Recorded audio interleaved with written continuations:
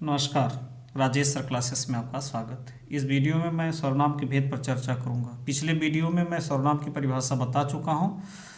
यदि आपको सर्वनाम की परिभाषा विस्तार से देखना हो तो चैनल को सब्सक्राइब करके सर्वनाम की परिभाषा प्लेलिस्ट में जाकर देख सकते हैं। और रिवीजन के तौर पर मैं यहाँ सर्वनाम की परिभाषा पुनः आपको बता देता हूँ।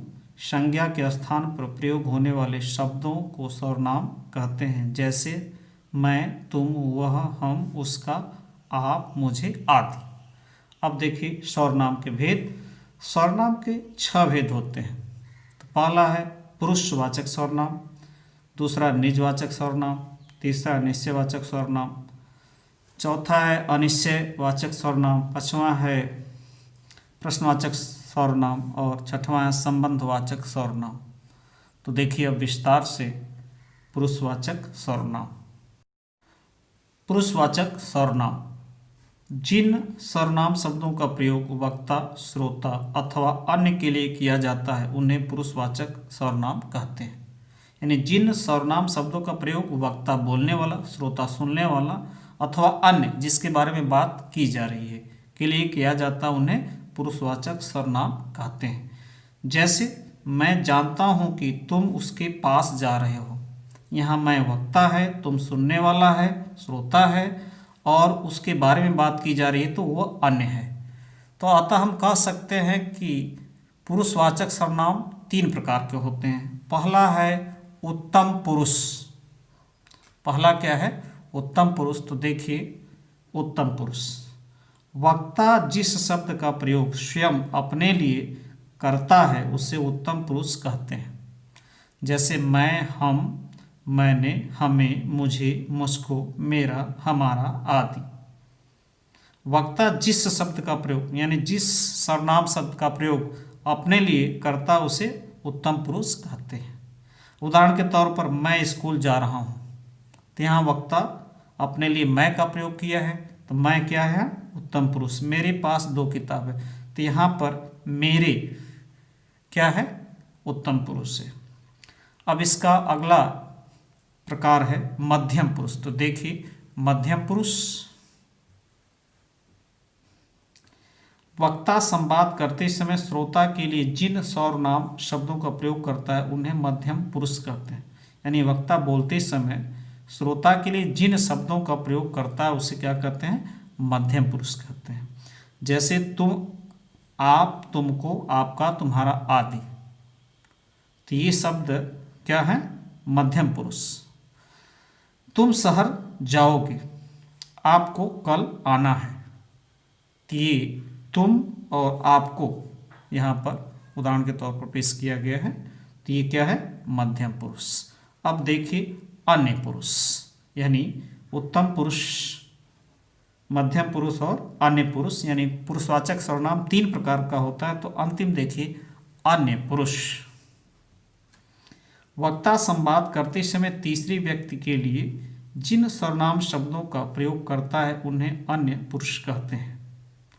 वक्ता संवाद करते समय तीसरे व्यक्ति के लिए जिन सर्वनाम शब्दों का प्रयोग करता है उन्हें अन्य पुरुष कहते हैं। जैसे वह, वे, उसका, उसकी, उनके आदि। वह अभी नहीं आया। यहाँ वक्ता श्रोता से कह रहा कि वह अभी नहीं आया, तो वह क्या है? अन्य पुरुष है। उसकी किताब मेज पर है।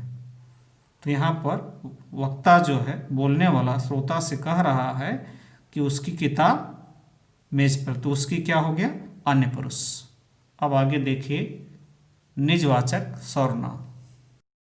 निजवाचक सर्वनाम जिन सर्वनाम शब्दों का प्रयोग तीनों पुरुषों के अपनत्व के लिए प्रयोग किया जाता है उन्हें निजवाचक सर्वनाम कहते हैं।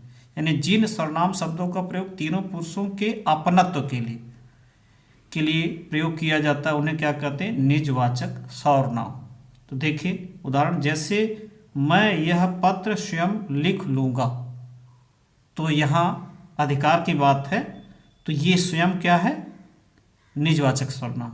तुम अपना कार्य खुद करो, तुम अपना कार्य खुद करो। तो ये खुद शब्द जो है निजवाचक सर्वनाम है। वह यह किताब अपने आप लिखा है। वह यह किताब अपने आप लिखा है। तो यहाँ भी अपने अधिकार की बात, स्वयं की बात आ रही है। तो आप शब्द यहाँ क्या है? निजवाचक सर्वनाम। पार्क में जो कार खड़ी है वह मेरी है। पार्क में जो कार खड़ी है वह मेरी है। देखिए, आप और मेरी, ये तो पुरुषवाचक सर्वनाम में ये उत्तम पुरुष, ये मध्यम पुरुष है। लेकिन यहाँ पर शब्दों का जो भाव है, जो अर्थ है, अधिकार की बात है, अपनत्व की बात है, निजत्व की बात है। तो ये शब्द क्या होंगे? निजवाचक सर्वनाम। अब आगे देखते हैं निश्चयवाचक सर्वनाम। निश्चयवाचक सर्वनाम, तो देखिए निश्चयवाचक सर्वनाम जिन सर्वनाम शब्दों से किसी व्यक्ति, वस्तु अथवा स्थान के निश्चय का बोध होता है उन्हें निश्चयवाचक सर्वनाम कहते हैं। जिन सर्वनाम शब्दों से किसी व्यक्ति, वस्तु अथवा स्थान के निश्चय का बोध हो रहा है उन्हें निश्चयवाचक सर्वनाम कहते हैं। जैसे यह स्कूटी मेरी है, वह एक गाय है, वे सब कुर्सियां हैं। तो यह, वह, वे, ये सब क्या है? निश्चय, निश्चित है। तो ये क्या हो गए? निश्चयवाचक सर्वनाम। अब आगे देखिए अनिश्चयवाचक सर्वनाम। चौथा, अनिश्चयवाचक सर्वनाम जिन सर्वनाम शब्दों से किसी व्यक्ति, वस्तु अथवा स्थान के निश्चय का बोध नहीं होता है उन्हें अनिश्चयवाचक सर्वनाम कहते हैं। यानी जिन सर्वनाम शब्दों से किसी व्यक्ति, वस्तु अथवा स्थान के निश्चय का बोध नहीं हो रहा है, अनिश्चित है, तो इसे क्या कहेंगे? अनिश्चयवाचक सर्वनाम। जैसे कोई आ रहा है, यहाँ स्पष्ट नहीं है, कोई शब्द क्या हो? अनिश्चयवाचक सर्वनाम। जमीन पर कुछ गिरा है, स्पष्ट नहीं है, कुछ गिरा है, तो कुछ शब्द क्या है? अनिश्चयवाचक सर्वनाम। किसी ने तुम्हारे मोबाइल पर कॉल किया था, किसी ने तुम्हारे मोबाइल पर कॉल किया था। तो ये जो शब्द हैं, कोई, किसी, कुछ, ये सब क्या है? अनिश्चयवाचक सर्वनाम। अब आगे देखिए प्रश्नवाचक सर्वनाम। प्रश्नवाचक सर्वनाम, तो देखिए प्रश्नवाचक सर्वनाम जिन सर्वनाम शब्दों का प्रयोग किसी भी प्रकार के प्रश्न पूछने के लिए किया जाता है उन्हें प्रश्नवाचक सर्वनाम कहते हैं। यानी जिन सर्वनाम शब्दों का प्रयोग किसी भी प्रकार के प्रश्न पूछने के लिए किया जाता है उन्हें प्रश्नवाचक सर्वनाम कहते हैं। जैसे तुम यहाँ कब से खड़े हो, तो कब शब्द क्या है?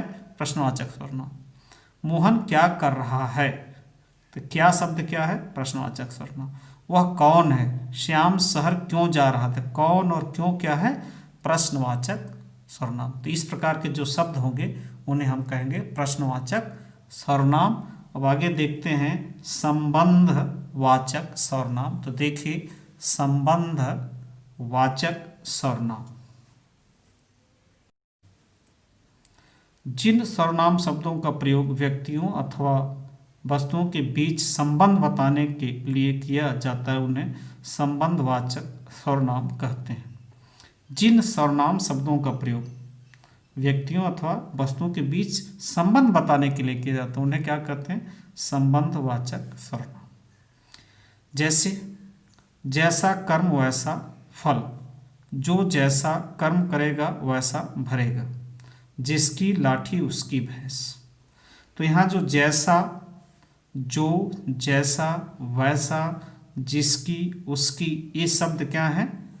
संबंधवाचक सर्वनाम। नमस्कार। वीडियो अच्छा लगे तो लाइक और शेयर करें तथा चैनल को सब्सक्राइब करें। नमस्कार।